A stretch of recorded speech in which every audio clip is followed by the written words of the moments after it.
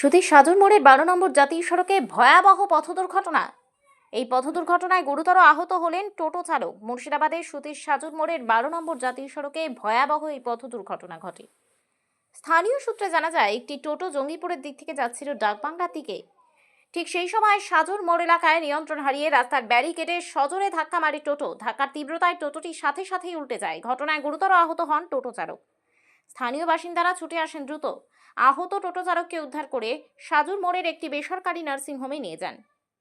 স্থানীয় সূত্রে খবর, নিয়ন্ত্রণ হারানোর ফলেই এই বড়সড় দুর্ঘটনা ঘটেছে। এই ঘটনায় এলাকায় ব্যাপক চাঞ্চল্যের সৃষ্টি হয়। বর্তমান দেখলাম টোটোতে ব্যারিকেডে মেরা নিজেই গাড়ি পাল্টি হয়ে গেছে। কোন দিক থেকে আসলো? ভাড়ার দিক থেকে আসলো, দিয়ে ফারাক্কার দিক যাচ্ছিল। বর্তমান হাত ভেঙে হসপিটালে ভর্তি হয় না ছিল। এটা সঙ্গে অন্য কিছু সংঘর্ষ হয়েছিল, নিজে নিয়ে ব্যারিকেডে চলেছিল নাকি?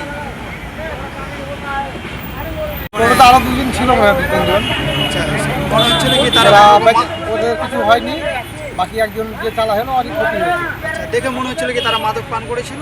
মনে হচ্ছে কি মদ খেয়ে আছে।